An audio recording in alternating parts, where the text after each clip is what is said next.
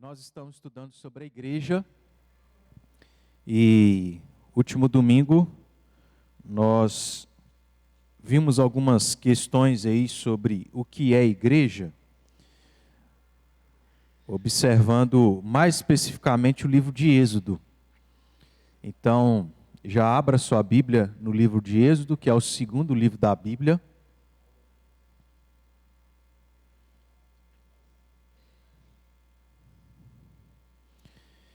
Nós vimos aqui algumas questões, sobre o que é igreja. E ainda que a gente não investiu muito tempo para desenvolver isso, porque a gente vai fazer posteriormente, a gente está indo por parte para entender o que é igreja, de acordo com como Deus foi desenvolvendo isso ao longo da história. Então a gente aprendeu que igreja sempre existiu, ainda que a palavra só apareça no Novo Testamento. Igreja sempre existiu desde que o mundo passou a existir. Nós entendemos que igreja é formada e constituída por aqueles que Deus escolheu. Isso começou a acontecer em Adão. Deus escolheu Adão, criou ele santo, perfeito. Portanto, Adão fazia parte dessa igreja que começou nele e depois foi crescendo com a criação de Eva, depois os filhos de Adão. E apesar do pecado, Deus então escolhe alguns de todos os que haviam pecado, estavam em uma condição de pecado. Deus escolheu alguns para poder fazer parte da igreja.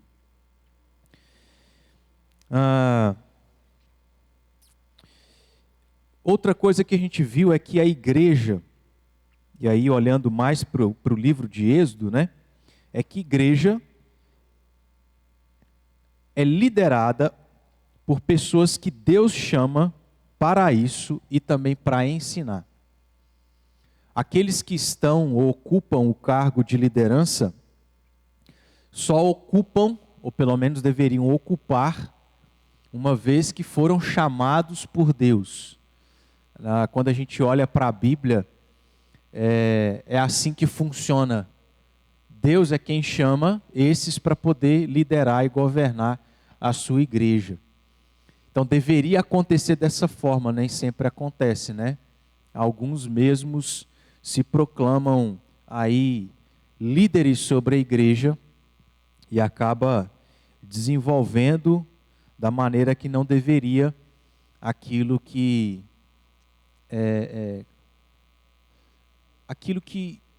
tem relação com o que a igreja deveria ser, Mas a gente também viu, olhando para Êxodo, que a igreja é constituída de líderes que são ajudados a liderar. Um dos que ajudaram Moisés foi Arão, o seu irmão. No resumo de tudo que a gente viu na última semana, a igreja então é constituída de líderes que Deus escolheu e que precisam de ajuda. Esse é um dos princípios. O que a gente vai observar, e na verdade ficou para a gente complementar, é olhar outros aspectos a respeito da liderança. Então, uma primeira característica do que está atrelado ao que é igreja é liderança. O que a gente aprendeu foram duas coisas a princípio: que liderança ocupa esse cargo por Deus chamar tais pessoas para isso, e que estas pessoas precisam de ajuda para liderar. A liderança nunca é uma liderança exclusiva, uma liderança única, uma liderança sozinha, mas é necessário outras pessoas para ajudar a governar e orientar o seu povo. O que nós vamos ver aqui então sobre esse aspecto de outras pessoas serem colocadas para ajudar aqueles que Deus chama para liderar, ou outras pessoas que também são chamadas aí de líderes, né? A gente trabalhou alguns capítulos aqui que mencionavam então sobre Moisés e Arão.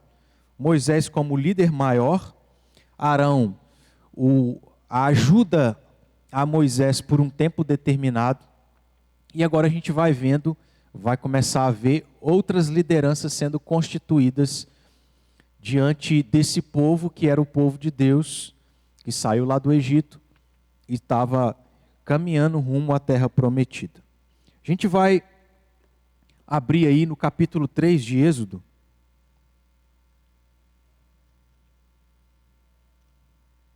Só para a gente observar que ainda que, de certo modo, no que diz respeito ao povo de Deus, à igreja, que é aquilo que a gente está enfocando, há um certo tipo de liderança que já se desenvolvia e é mencionado aqui nesse capítulo 3, versículo 16.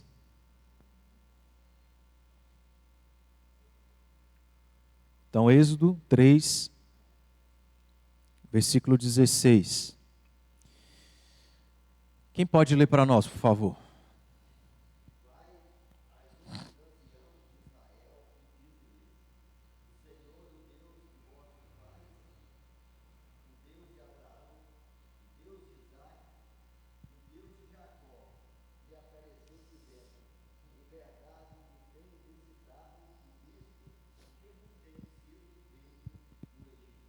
Então, um exercício aí com base naquilo que a gente acabou de ler e ouvir nesse versículo. Um primeiro aspecto sobre igreja é que a igreja envolve liderança. Liderança essa constituída por Deus, da qual precisa de auxílio. Então, sobre esse aspecto de liderança, o que os irmãos observaram desse texto que fala sobre liderança? Alguém aí conseguiu encontrar ou fazer essa observação aí? Tem uma palavra que se refere a um tipo de liderança. Exatamente essa palavra, anciãos de Israel. Deus falando a Moisés para que ele pudesse. Então, o líder maior é Moisés. E aí Deus fala com Moisés: vai, ajunta os anciãos de Israel, e aí dá um recado. O Senhor Deus, o Deus de vossos pais, Deus de Abraão, Isaque, Jacó, me apareceu dizendo: em verdade vos tenho visitado, e visto que vos tem sido feito no Egito. Então, antes mesmo do povo sair do Egito, se estabelecer lá na terra prometida, antes mesmo do tabernáculo ser construído, antes do templo de Salomão também ter sido construído, antes do povo se estabelecer como uma nação, né, num território específico, antes de já ter uma certa estrutura do que seria a igreja formada pelo povo de Deus, nós temos essa ideia de liderança. Alguns líderes ou algumas pessoas que tinham essa função, né, de certo modo, de liderar o povo de Israel, mesmo no Egito sendo escravizado. Alguns anciãos de Israel. A gente pula para o capítulo 4, versículo 29. Vai ser mencionado mais uma vez aí esta questão sobre os anciãos. Mais alguém leia para a gente aí, por favor.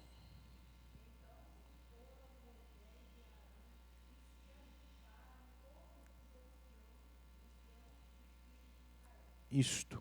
Perceberam então? Mais uma vez aí, antes de saírem, já havia e se estabelecia uma certa liderança entre o próprio povo de Israel. Agora a gente vai para o capítulo 12. A 10ª praga,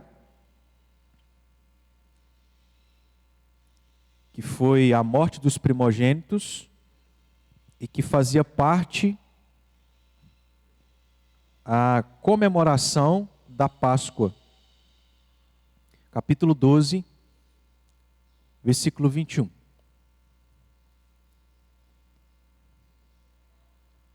Quem pode ler para a gente?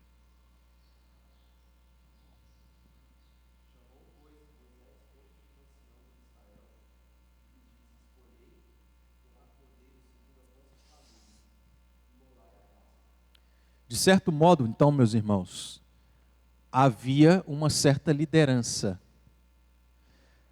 nesse grupo de pessoas que formavam o povo de Israel, o povo de Deus. Isso se deu de uma maneira maior, como eu falei no último estudo, através de Jacó. Jacó tem 12 filhos, e cada um desses filhos tem os seus filhos, cada um dos filhos de Jacó também tem seus filhos, e aí se deu o povo de Deus, a nação de Israel, que por causa lá da fome, nos dias de José do Egito, tiveram que ir para o Egito para terem sustento. Por lá ficaram quase meio século, e depois desse tempo, Deus, então, começa a cumprir a sua promessa de levar esse povo a uma terra que ele havia prometido aos patriarcas. A partir, então, desse grupo, tem aí, de certo modo, o povo de Deus, a igreja de Cristo Jesus, aonde, como eu acabei de dizer, havia esse aspecto, nessa questão de liderança. E por que a gente pode falar isso baseado na palavra ancião? Se você for para o capítulo 24 de Gênesis, então volta aí um livro atrás, capítulo 24.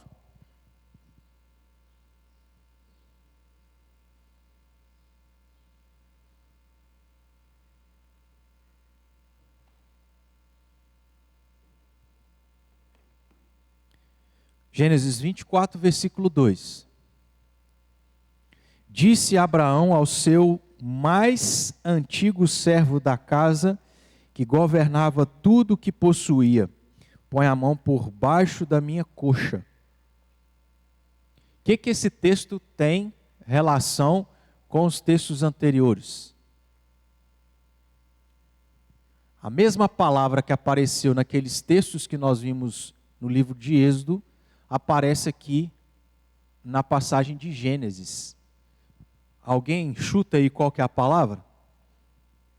A mesma palavra para ancião aparece aqui. Isso mesmo. Ainda que a palavra na nossa tradução seja diferente, no original é a mesma. Então a mesma palavra para ancião no original ou aparece aqui nesse texto, que se refere àquele como o mais antigo servo da casa de Abrão.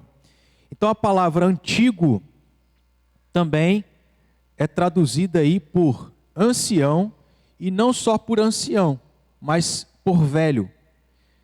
Gênesis capítulo 18, versículo 11, é a primeira vez que essa palavra aparece na Bíblia. Diz aí, Gênesis 18, 11, que foi traduzido por velho. Abraão e Sara eram já velhos, avançados em idade, e a Sara já lhe havia cessado o costume das mulheres.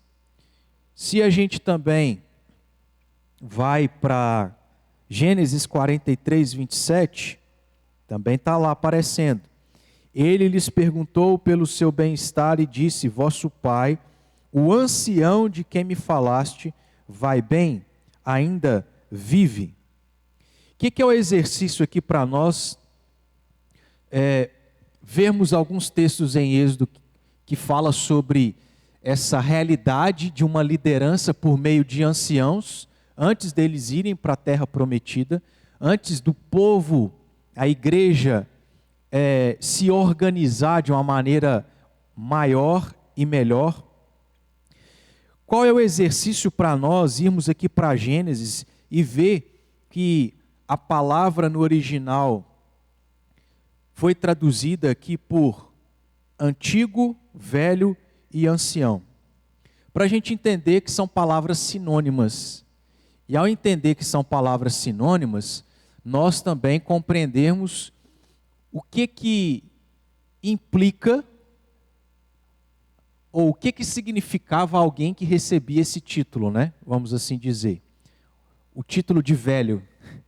Para nós hoje, alguém ser chamado de velho é algo meio pejorativo, né? Mas o que carregava por trás da palavra que podia ser utilizada para alguém que poderia ser chamado de velho, antigo ou ancião? Isso, de certo modo aí, ou de uma maneira resumida, melhor dizendo, experiência, né? Mas tem duas coisas para a gente observar aqui, lá no texto de Gênesis 24, 2. Então vamos abrir aí novamente.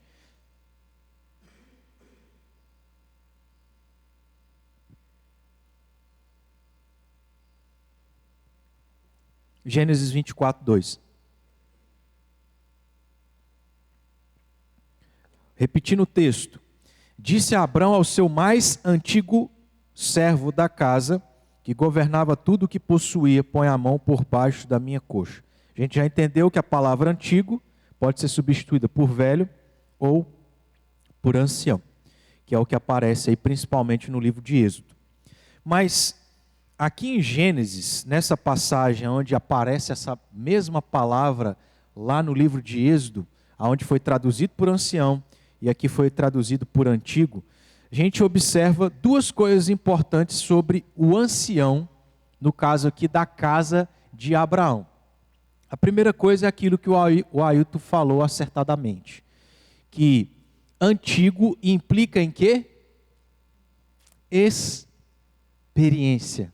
Alguém que pelo tempo de vida, pela caminhada de vida, pelas coisas que vivenciou, pelas coisas que experimentou, traz consigo uma bagagem de experiência. E, consequentemente, experiência, sabedoria, né? Compreensão do que dá certo, do que dá errado, do que é bom, do que é ruim, do que leva para um caminho de sofrimento, o que leva para um caminho de alegria e por aí vai.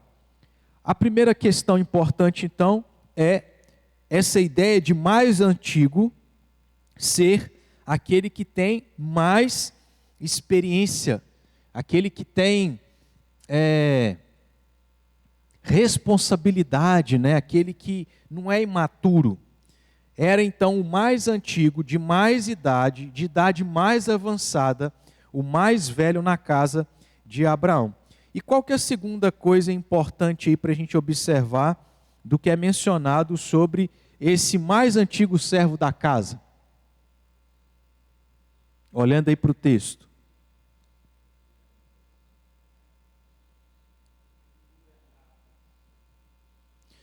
Porque uma coisa está relacionada à outra, né? Por exemplo, se você tem uma empresa e ali tem uma função a ser desempenhada, o que é melhor? Você colocar alguém que já sabe o que está fazendo, tem responsabilidade e é maduro para poder realizar aquilo da maneira que tem que ser realizada, ou alguém totalmente inexperiente? É lógico que toda pessoa experiente um dia foi inexperiente. Mas no sentido assim, do que é ideal, é melhor alguém mais experiente ou menos experiente para assumir determinadas responsabilidades? Pensa aí em uma babá para cuidar dos seus filhos. O ideal é que seja alguém já que trabalhou com aquilo muito tempo e muitos anos, né? Então, o ancião, o mais velho, o mais antigo, geralmente, sendo aquele que tinha mais experiência, era aquele que tinha condições de ser colocado em determinadas funções, porque ele teria responsabilidade e maturidade suficiente para poder gerir aquelas coisas, para poder executar todas aquelas coisas. Então, esse é o segundo aspecto importante aqui desse texto de Gênesis 24, que esse antigo servo da casa, que era o mais experiente, governava tudo o que Abraão possuía. Então a gente vê esse aspecto aí de liderança, governo, né? Sobre gerência, sobre as coisas que pertencia a Abraão. Ele tinha autoridade para governar, inclusive aqui, outras pessoas. Tudo isso, meus irmãos, é para a gente observar que liderança sempre existiu. Isso se deu com o povo de Israel já no Egito, antes deles irem para a terra prometida, e está atrelado à palavra ancião, antigo e velho, essa ideia de liderança, essa ideia de autoridade, de governo sobre outras coisas. Então, uma conclusão aqui sobre esse outro tipo de liderança que aparece no Antigo Testamento, né? Qual que é o primeiro? Moisés. Então, Moisés foi o líder maior que Deus colocou sobre o seu povo. Ele precisou de ajuda, teve essa ajuda aí de Arão por algum tempo, mas desde que o povo, desde que a história se deu, sempre houveram líderes, né? Isso aconteceu antes mesmo do povo sair do Egito. Mas a gente vai ver que quando Deus então está para tirar o seu povo do Egito, ele chama chama Moisés e diz: olha, reúne os anciãos para que a coisa aconteça, né? Para que vocês saiam do Egito, para que vocês possam ir para a terra prometida e lá se estabeleçam. Aí o autor aqui, do livro que a gente está baseando esse estudo, diz assim, concluindo, que a instituição fundamental do sistema de anciãos formou a base natural e permanente de todas as outras organizações de Israel. Por quê? Ela já existia. Já haviam anciãos, já haviam aqueles mais experimentados, aqueles mais antigos, aqueles mais velhos, e que por conta disso tinham uma certa liderança, autoridade, respeito, maturidade sobre o povo de Israel. Nesse sentido aqui me veio à mente exatamente isso, né? Geralmente a gente procura pessoas mais experimentadas e mais antigas, porque elas têm uma maturidade maior, uma compreensão maior, um respeito maior, aonde a gente entende que aquilo que ela vai dizer é o melhor para a gente. Então, ainda que o povo de Israel estivesse no Egito, ainda que não houvesse uma liderança estabelecida, ainda que isso começou com com Moisés, haviam aqueles mais antigos, os mais velhos, os mais experimentados, que o povo ouvia, que o povo respeitava.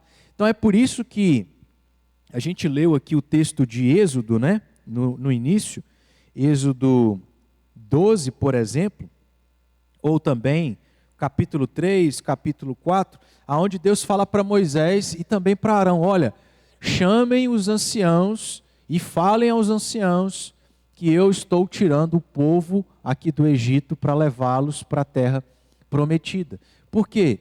Eles já existiam, eles eram os mais experientes, os mais maduros, tinham autoridade, e o povo então poderia ouvi-los, ou, na verdade, ouviria esses anciãos para atender aquilo que Deus estava ordenando. E a gente vê que, de fato, né, irmãos, Moisés não foi um líder solitário, ele não caminhou sozinho. Ele teve a ajuda de Arão, depois ele teve a ajuda dos anciãos. Uma liderança não pode ser estabelecida, ela não pode ser desempenhada de uma maneira única, né? E de certo modo, é assim como funciona a igreja presbiteriana. A igreja presbiteriana está no meio termo. Acho que eu já falei isso aqui em algum momento. Nós temos basicamente 3 tipos de liderança eclesiástica, ou 3 tipos de liderança dentro da igreja. A gente tem a liderança papal, que é um único líder, que aquilo que ele fala é palavra final e deve ser obedecida. É assim que funciona. A gente tem o outro extremo, que é o que a gente chama de liderança congregacional. O que é a congregação? São os membros. Então não é só um, mas são todos. Então todos têm voz para tomar decisões. A igreja presbiteriana está entre uma coisa e outra, ela está no meio termo. Então a igreja presbiteriana é uma igreja onde a liderança é representativa. Ou seja, não é só um que manda e nem todos mandam. São alguns que mandam, que no caso são quem? Quem que governa a igreja presbiteriana? Local. Conselho, os presbíteros, que são formados por pastor ou pastores, e os seus presbíteros regentes. Pastor é um presbítero docente. Os presbíteros são presbíteros regentes. Todos são presbíteros, todos são pastores. A palavra para pastor é presbítero e a palavra para presbítero também significa pastor, que inclusive no Novo Testamento, a gente vai ver isso depois, também é usada a palavra ancião. Aí você já percebe que tem um princípio aí daquilo que envolve liderança. Qual é o princípio que envolve liderança? Ser alguém experiente. Aí você vai pensar, né?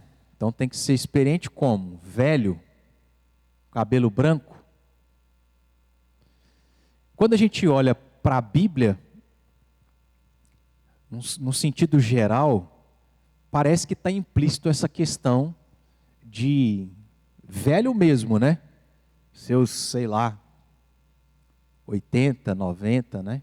Não dá para a gente ter isso como referência, porque no Antigo Testamento as pessoas viviam bastante tempo. Mas não necessariamente isso, né? Por exemplo, já adiantando uma matéria, quando Paulo vai tratar sobre essa questão de diácono, principalmente de presbítero, ele usa uma palavra lá estranha, que é não neófito. Alguém sabe o que significa neófito?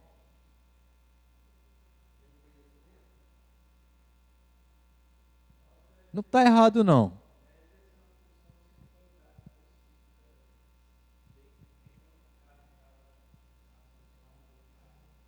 O Ailton está mais no caminho do que é a resposta. É novo na fé. Por quê? Ele não tem um tempo de caminhada na fé suficiente para compreender e ter certa maturidade para exercer algo que está relacionado a liderar a igreja. Então a ideia de neófito é novo na fé. Pessoas que devem ocupar o cargo de liderança precisam ser pessoas experimentadas, seja na idade, seja na fé. Mas aí veja, só continuar abrindo parênteses, né? Quer dizer que toda pessoa velha, no sentido de idade, é madura espiritualmente? Não. Então a gente não pode partir tendo somente isso como base. A pessoa tem 101 anos, então ela é mais apta a ocupar o cargo. Não necessariamente. Talvez ela se converteu com 100 anos. Estão entendendo a diferença? Mas não quer dizer que também você vai colocar uma pessoa que tem seus 18 anos, mas que cresceu na igreja, para ocupar um cargo de tamanha responsabilidade. São duas coisas que a gente tem que considerar, seja idade, seja experiência na caminhada da fé. Mas está atrelado a isso, né, irmãos? A ideia aí de experiência, de maturidade. Voltando aqui à conclusão, então.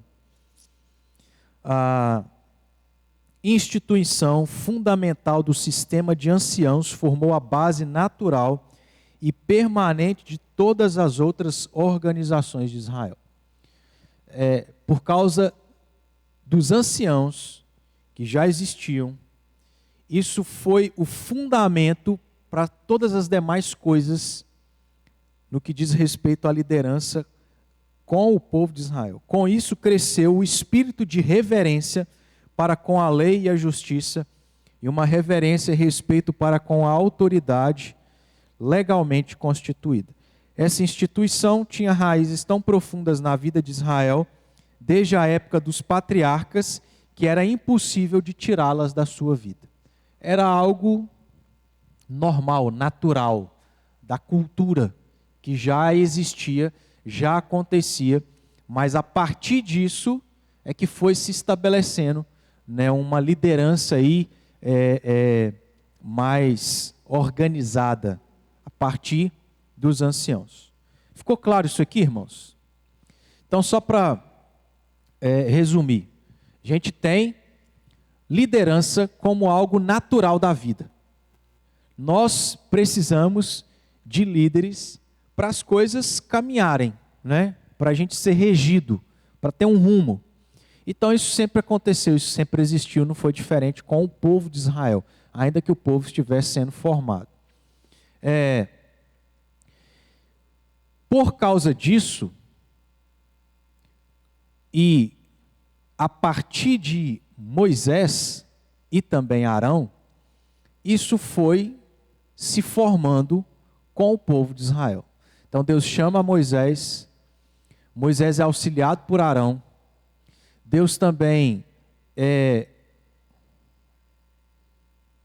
coloca aí, ou inclui, a palavra é essa, inclui os anciãos para poder liderar, para poder falar ao povo, e o povo ouvir porque respeitava esses anciãos, e a partir dessa liderança que estava sendo formada com o povo de Israel, as leis vão sendo ditas, as leis vão sendo cumpridas, o povo consultava a liderança para ter orientação, e por aí vai, e a coisa vai se desenvolvendo.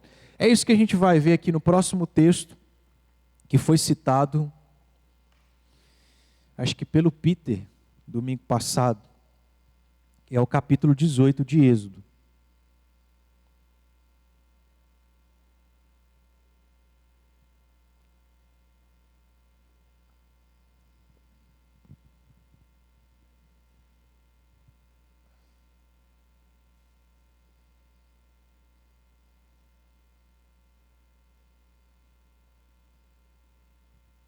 Capítulo 18.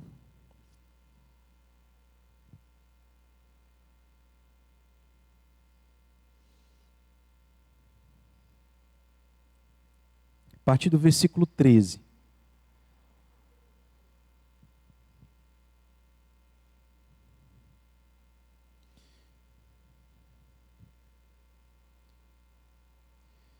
É um texto um pouco longo, mas a gente vai observar algumas coisas aqui que a gente já até pontuou, mais importantes. Então a gente tem os anciãos, aí tem o líder maior, do qual Deus chama Moisés, também Arão, o auxiliando. E aí a gente tem então a história se desenvolvendo. O povo sai do Egito e já peregrinando pelo deserto para irem rumo à terra prometida, nós temos o capítulo 18, que é quando o sogro de Moisés se encontra com ele, leva lá a sua mulher e os seus filhos, e aí Jetro se depara com a execução dessa liderança de Moisés em relação ao povo. Então, começando no versículo 13. No dia seguinte, saiu Moisés, ou assentou-se Moisés, para julgar o povo. Então, olha só, irmãos, a gente já tem aqui um primeiro aspecto daquilo que envolve liderança. Todo líder não se torna líder por si mesmo, pensando em igreja, povo de Deus. Deus é quem chama, certo? Então, assim acontece com os pastores, assim acontece com os presbíteros, assim acontece com os diáconos. É lógico que cada função, há uma série de coisas que acontecem para que a pessoa chegue ou ocupe aquele cargo. Começa em Deus chamando, mas como a gente disse, em relação ao pastor, tem conselho, tem seminário, tem presbitério, etc. Em relação aos presbíteros, isso se dá como? Através do conselho, através da própria igreja, que vê nesses homens características, que reconhece que há uma certa liderança por parte desses homens, a mesma coisa em relação aos diáconos. Então, Deus é quem chama, esse chamado é chancelado, eu estou usando essa palavra, né? Mas esse chamado é confirmado, vamos assim dizer, por meio da própria igreja, né? Seja em relação ao pastor, seja em relação aos presbíteros e diáconos. Então é a igreja que confirma. E é lógico, irmãos, que isso deve ser feito com oração, com temor, sabedoria, à luz das Escrituras, de maneira que o ideal é que a igreja pudesse confirmar de maneira acertada todas as vezes, mas nem sempre é assim que acontece, né? Às vezes por falta de conhecimento, por falta de não valorizar ou não importar, coloca qualquer pessoa, e aí a coisa não funciona como deveria funcionar, vai dar problema e etc. Mas Deus é quem chama, a igreja confirma. Nós vimos que o líder tem esse aspecto de experiência, ele tem autoridade, ele é chamado para ensinar, a gente também adiantou isso. Mas olhando aqui para o versículo 13, tem um outro aspecto daquilo que implica em ser um líder, ou daquilo que envolve liderar. Vocês perceberam aí o que é isso? No início do versículo 13. O que mais envolve a função de liderança na igreja?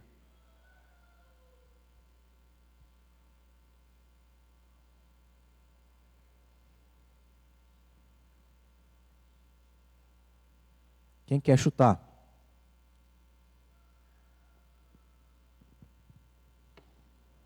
Não tem problema errar não, irmãos. É para participar aí e exercitar sua cabeça.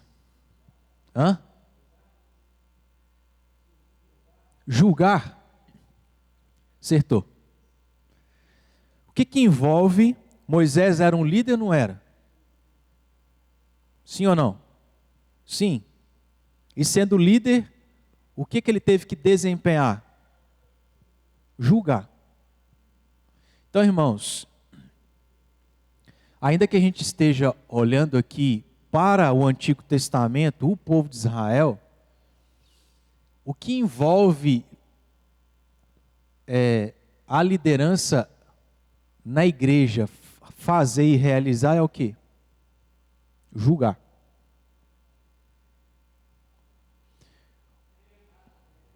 Hã? Sim. A gente vai ver isso aqui nesse texto também. A gente vai ver uma série de coisas. Mas vocês estão entendendo que isso faz parte do exercício de um líder, ele tem que julgar. Por que é importante salientar isso? Porque tem gente que acha que ninguém pode julgar ninguém. Mas isso é necessário. Porque, por exemplo, dentro da igreja, existem coisas que podem ser feitas e coisas que não podem ser feitas, né? A liderança, então, em todo o tempo, precisa estar avaliando, ter ciência das coisas como estão acontecendo, e com base nisso, o que é que ela precisa fazer? Julgar se algo está acontecendo da maneira que deveria ou não.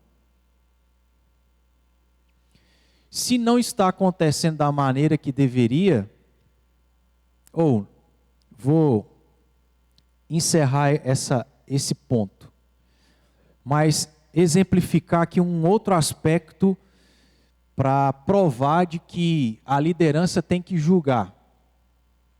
Por exemplo, quando alguém deseja se tornar membro da igreja, ele precisa ser avaliado pelo conselho.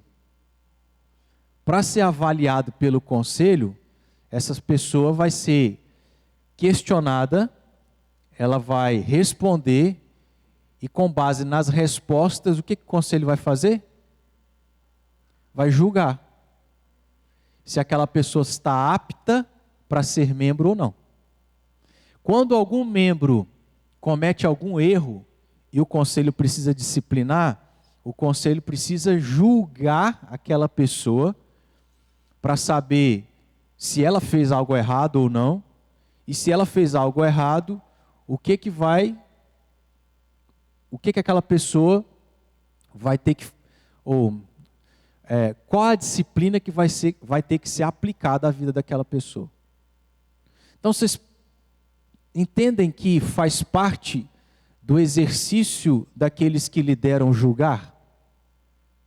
Tem que julgar. Agora, isso é fácil? Isso na verdade é um peso. Porque eu sou pecador. Eu tenho os meus sentimentos. Eu não posso julgar deixando o pecado me influenciar e nem os meus sentimentos me influenciarem. Com base em que o julgamento deve ser feito? Na própria palavra de Deus, né? Não é com base naquilo que eu entendo, com base naquilo que eu acho, com base na minha preferência em relação à pessoa, não. Não. É com base na palavra de Deus. Então isso é um desafio, né, meus irmãos? Porque são pessoas. Cada pessoa é de um jeito, cada pessoa está vivendo uma circunstância diferente. Então não é a ferro e fogo. O que se aplica a um vai se aplicar ao outro. Não. São casos diferentes, pessoas diferentes. Tudo isso a gente tem que pesar. Na Constituição da Igreja Presbiteriana tem os atenuantes e os... atenuantes e os agravantes. Os aspectos positivos, os aspectos negativos. Essa pessoa ela é nova na fé? Ela é mais experiente na fé? Pesa mais ser mais experiente do que uma pessoa inexperiente. Então é uma série de coisas que tem que ser avaliadas para que o julgamento seja o melhor. Então quando a gente fala de julgamento, geralmente a gente pensa numa coisa assim, muito ruim também.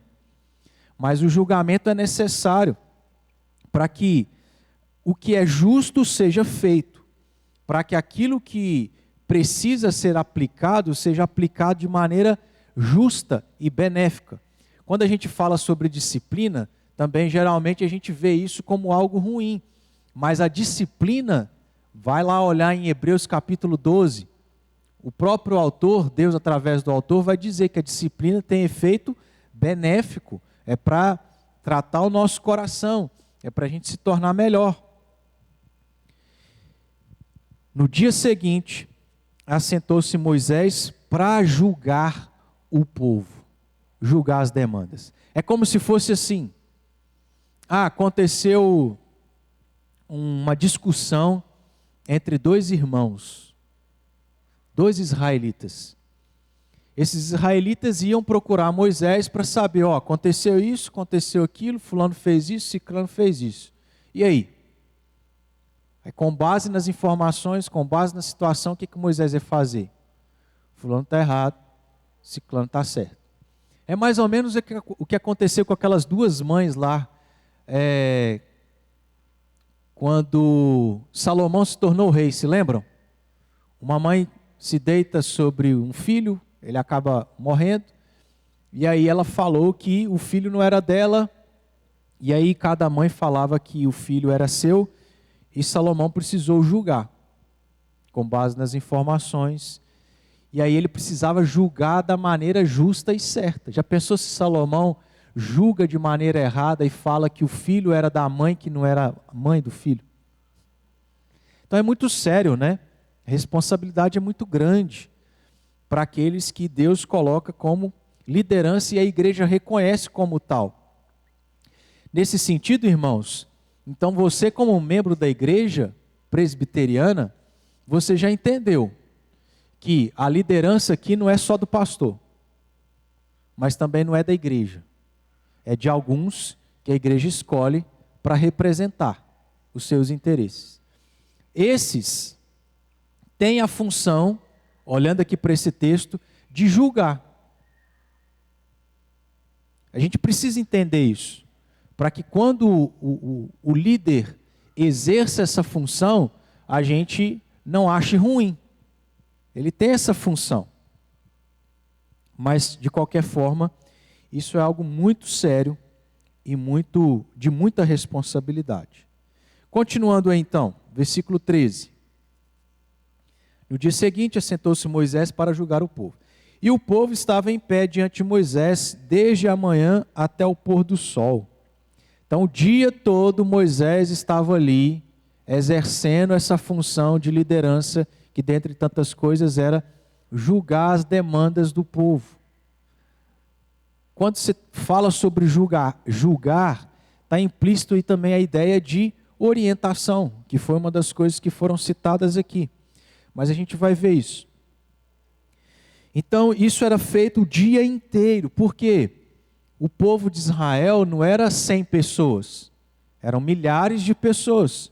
Imagina, cada um com a sua demanda, cada um com o seu problema, cada um com a sua dificuldade, aonde precisa de uma pessoa para dar ordem e orientação. Porque se não há isso, acontece o que aconteceu lá no livro de Juízes, ou no período dos Juízes. Cada um fazia o que melhor achava, porque cada um era juiz de si mesmo. Não havia o juiz, não havia o líder que era referência para dar orientação ao povo. Versículo 14. Vendo, pois, o sogro de Moisés tudo o que ele fazia ao povo, disse: o que é isso que fazes ao povo? Por que te assentas só? E todo o povo está em pé diante de ti, desde a manhã até o pôr do sol? Respondeu Moisés a seu sogro: é porque o povo me vem a mim para... Então veja só, aqui a gente tem a descrição, a explicação do que está atrelado aí a julgar, né? É porque o povo me vem a mim para consultar a Deus. Então olha só, não é consultar Moisés como um homem, mas é consultar Moisés como um representante de Deus. Então o líder maior não é nem Moisés, é Deus. Só que aquele que representava Deus era Moisés. E aí o povo queria consulta, orientação, vinda da parte de Deus. Então o que rege o povo de Deus, a igreja de Cristo, não é o homem em si, mas é o homem que representa Deus como aquele que orienta o povo, aquele que ordena, aquele que legislou em relação ao povo o que ele pode ou não pode fazer. 16. Ele continua explicando. Quando então alguém do povo tem alguma questão, venha a mim para que eu julgue entre um e outro e lhes declare os estatutos de Deus e as suas leis. Então essa era a situação. O povo lá tinha algum problema com outro irmão e aí a coisa precisava ser resolvida. Quem que resolveria? Alguém que tinha autoridade para dizer, você está certo, você está errado. Você tem que fazer isso e aquilo você não pode. Então alguém que é respeitado pelo povo para poder dizer e fazer isso. Não com base em si mesmo, mas com base nas próprias leis e estatutos dados por Deus. Para que isso acontecesse, a pessoa precisava julgar. Mas julgar com base em quê? Na lei de Deus e nos seus estatutos. Tudo isso envolve aí a questão da liderança, do que eles devem fazer. 17. Depois de Moisés explicar isso para o seu sogro disse, não é bom o que fazes. O que não era bom aqui Moisés fazer? Não é que ele estava fazendo algo que ele não deveria. Não é que ele, como líder, estava fazendo algo que ele não deveria fazer como líder. Ele estava exercendo a sua liderança da maneira correta. Mas o que não era bom que ele fizesse era o quê? Que ele fizesse tudo isso sozinho. Porque a demanda era enorme. Veja o que continua sendo dito no versículo 18. Sem dúvida, qual que seria o resultado? Ele desfaleceria. Sem dúvida desfalecerás, tanto tu como este povo que está contigo, pois isso é pesado demais para ti, tu só não o podes. Veja que volta novamente aquela questão que a gente viu lá no início do livro de Êxodo, nos capítulos iniciais, aonde por conta de uma dificuldade de Moisés, Deus deu a ele Arão para auxiliá-lo. Então, mais uma vez, aqui Moisés precisa de auxílio para exercer e desempenhar a sua função de líder. Arão sai de cena porque, como a gente disse, a função de Arão seria o sacerdócio. Fica então Moisés. Moisés está desempenhando a sua liderança, mas fazendo isso de maneira certa, mas sozinho. Ele não aguentaria isso por si mesmo. Aí Jetro, por ser alguém mais experiente provavelmente, então dá esse conselho de sabedoria para Moisés. Olha, você não vai dar conta. A demanda é imensa. Versículo 19. Então, por um lado, o conselho foi, não faça isso. Agora, por outro lado, o que ele deveria fazer? Ouve, pois, as minhas palavras, eu te aconselharei. Então, parênteses. É sempre bom, meus irmãos, aqueles que são líderes, ter pessoas para poder aconselhá-lo.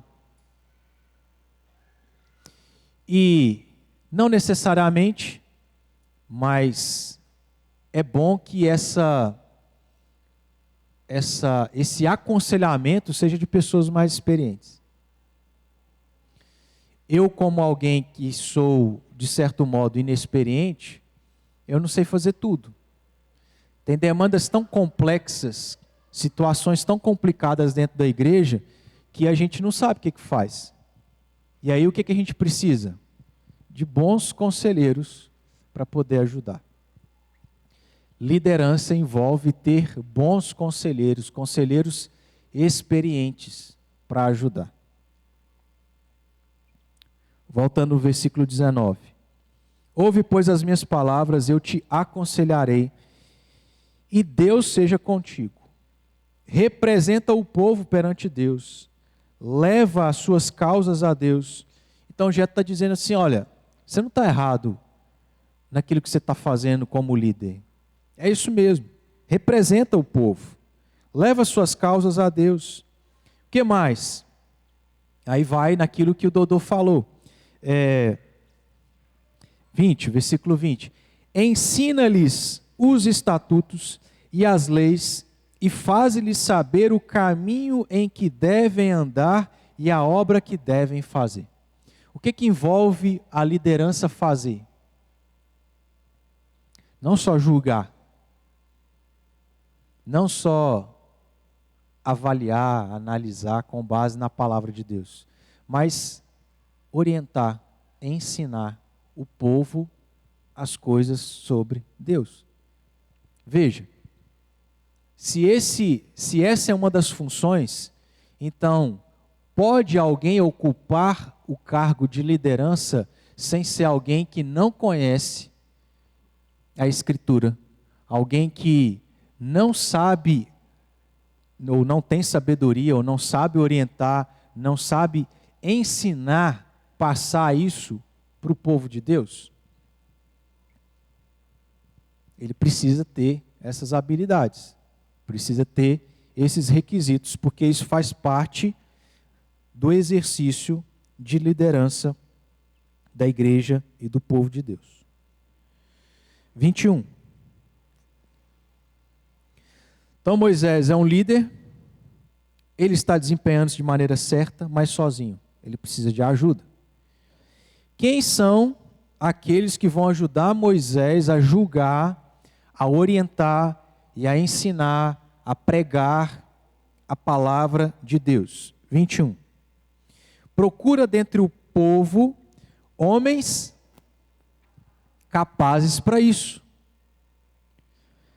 Só um parênteses.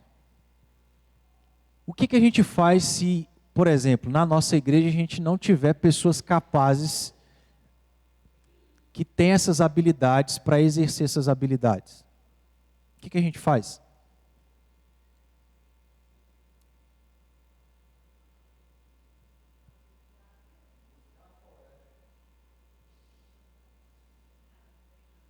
Vamos pensar na igreja, né? Tem que ser membros da igreja. Então, nesse sentido, não tem como buscar fora. Hã? Não estou escutando, Ailton. Membros de outra igreja?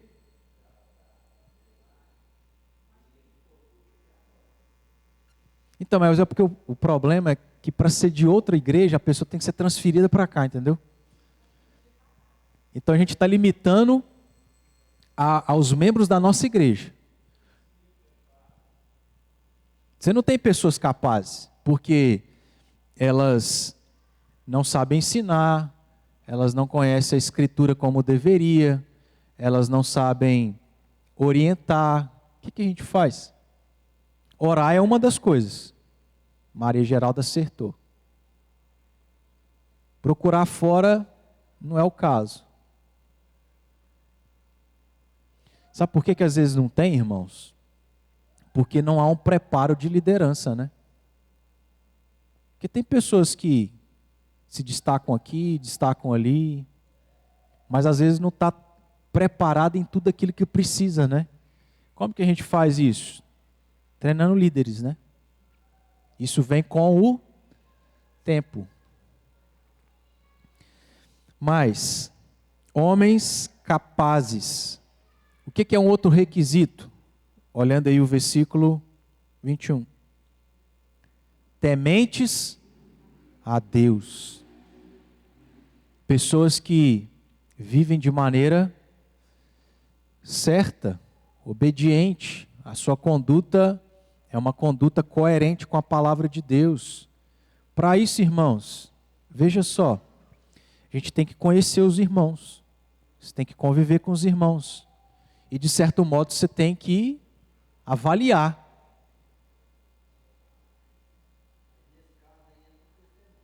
Sim, testemunho.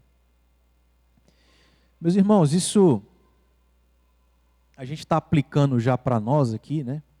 Mas isso é muito sério, porque é uma coisa que eu aplico aí no caso de irmãos, de pessoas que passam pela classe de profissão de fé. Eu estou com uma turma que a gente começou no início do ano. A gente já está indo para quase o final do ano. A gente não tem que ter pressa. E depois que acaba a classe, a gente tem uma série de perguntas, né, onde a gente também não tem pressa. Por quê? Porque se a pessoa não estiver preparada, ela vai se tornar um membro não tão maduro como deveria, e ele vai ter problemas, vai causar problemas. Então, se a gente não leva a sério essa questão daquilo que o líder tem que ter, ele vai ocupar uma função que ou ele não vai desempenhar como deveria, ou ele vai fazer o que não deveria. E aí quem representa a igreja? É a liderança que a igreja elegeu. E aí ele vai representar não da maneira como deveria representar. E aí você vai trazer prejuízo para a igreja. Então a gente tem que levar isso muito a sério e entender, né? O que Jétro aqui falou tantos anos atrás. Homens capazes, tementes a Deus, continuando aí. Homens de verdade, ou seja, que vivem a verdade, que aborrecem a avareza. Isso aí é um princípio que Paulo também vai colocar lá no Novo Testamento. Não avarento, apegado às coisas materiais. Por quê? Sabe por quê, meus irmãos? Porque liderança envolve serviço, abnegação e não apego. Então, homens não avarentos. Põe-nos sobre eles por chefes de 1000, de 100, de 50 e de 10. Aí repete, para que julguem este povo em todo o tempo. Então se colocariam cabeças, no caso aqui são cabeças, né? Que liderariam determinadas quantidades de grupos de pessoas. De 10, de 100, de 10, 50, 100, 1000 e aí Moisés. E é isso que Jétro vai falar. Se isso fizeres, e assim Deus te mandar, poderás então suportar, e assim também todo este povo tornará em paz ao seu lugar. Um detalhe aqui sobre sobre esse conselho de Jétro, que me veio aqui e tinha me fugido da mente. O líder não pode ser aquele que faz tudo. Ele tem que delegar. É o que Jétro aconselha. Olha, você é o líder maior, beleza. Mas você não dá conta de fazer tudo sozinho. Então você tem que delegar pessoas para estarem responsáveis por grupos de 1000. Delegar pessoas para estarem responsáveis por grupos de 100, de 50 e de 10. Isso é delegar, irmãos. E aí, às vezes, a igreja tem uma imagem, uma mentalidade que o pastor faz tudo. O pastor tem que ter a chave da igreja, tem que abrir a igreja, ele tem que consertar as coisas da igreja, tem que varrer a igreja, ele tem que tudo. Ligar a mesa de som, saber tocar violão. Vai morrer, não aguenta. Por mais novo que ele seja. Precisa delegar função. É isso que Jétro está dizendo. Moisés, você delega, senão você vai matar o povo e o povo vai te matar. Versículo 24. Moisés atendeu às palavras de seu sogro e fez tudo quanto este lhe dissera. Escolheu Moisés homens capazes de todo Israel e os constituiu por cabeça sobre o povo, chefes de 1000, 100, 50 e 10. 26, versículo 26. Estes julgaram o povo em todo o tempo. E olha só, a causa grave trouxeram a Moisés e toda causa simples julgaram eles. Entenderam? Moisés julgava todo tipo de causa. Que tipo de causa assim? Duas crianças. Uma tem 2 balas e a outra tem uma. Aí a outra queria mais uma e a outra não queria dar uma. Simples. Aí estava lá Moisés escutando as duas crianças, berrando, fazendo pirraça, por causa de 3 balas. Aí o que Jetro fala é o seguinte: põe alguém para julgar essas causas mais simples. Julga aquelas mais complexas, as mais difíceis. Irmãos, de certo modo, é isso aí que acontece e deveria acontecer na igreja. Quando a gente olha lá Mateus 18, é mais ou menos esse princípio, né? Teve problema entre 2 crentes. Aí o que você tem que fazer? Tenta resolver vocês 2. Aí não deu como? Chama uma pessoa para ajudar. Aí não deu como? Aí leva para o conselho. Tipo assim. Entendeu? Precisa haver delegação para que cada um ajude e exerça um tipo de função. Nesse sentido, irmãos, aplicando aqui, o que é que você pode desenvolver nessa igreja que você não está desenvolvendo? Você precisa, para você ajudar a igreja e você ajudar a liderança. Porque senão, ou a liderança fazendo tudo, ou são irmãos fazendo tudo. Já viu que é assim? Toda igreja tem um irmão que é aquele que faz 10 coisas. Por que ele faz 10 coisas? Às vezes porque ele é egoísta. Às vezes porque ele é centralizador. Às vezes porque a motivação dele é outra. Mas às vezes não. É porque não tem ninguém para fazer. Aí é só ele que faz. E geralmente é assim que acontece com pessoas que entram para a igreja e estão muito empolgadas. Ela quer servir, que ela ama Deus, a igreja, ela está empolgada. Aí a liderança vê isso. Aí a liderança usa. Só que aí ninguém quer mais outras coisas. Vai colocando sobre a pessoa, vai colocando. Aí chega uma hora que ela fala assim: morri, não aguento mais não. Então tem que ter esse equilíbrio, né? Não é só a liderança fazendo, não é só alguns irmãos, mas são todos nós. Na parábola do talento, a ideia ali é que Deus deu talento para todo mundo. Então o que você está fazendo com o seu talento? O que você tem servido dentro da igreja? Ou você está matando seu pastor, você está matando sua liderança, está matando alguns irmãozinhos, porque eles fazem tudo e você não quer fazer nada. Isso não é ser igreja, tá, irmãos? Igreja envolve uma liderança que precisa de ajuda, que tem que delegar. Igreja envolve irmãos servirem aonde puderem e no que puderem. Então sai do seu lugar, se disponha a servir, a fazer algo em nome de Jesus. Alguma pergunta? Deu para entender aqui um pouco daquilo que envolve liderança?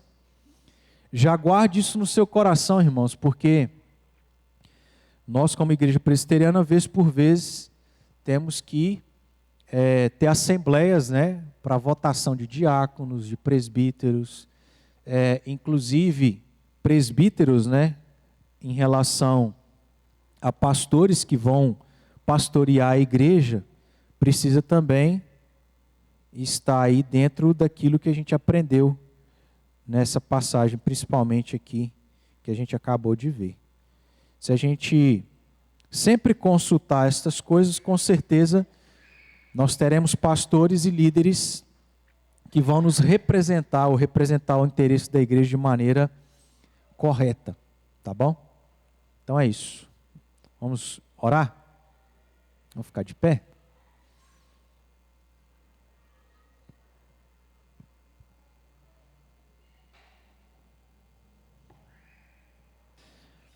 Obrigado por esta manhã, esse estudo, onde a gente aprende um pouquinho mais sobre o que é a igreja.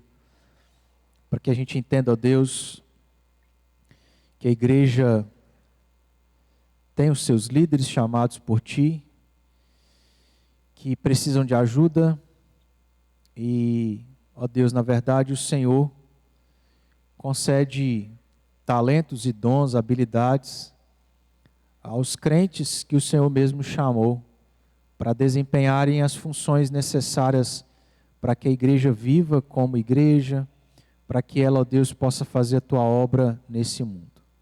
Obrigado, Deus, por essa igreja, a liderança, os irmãos que o Senhor trouxe a esta igreja como membros, e tem os capacitado. Que, ó Deus, possamos nos envolver, nos importar, que possamos, ó Deus, saber o que envolve a função daqueles que são líderes, para quando, ó Deus, nós tivermos que eleger presbíteros e diáconos, esses, ó Deus, possam cumprir com essas características e com aquilo que eles precisam desempenhar.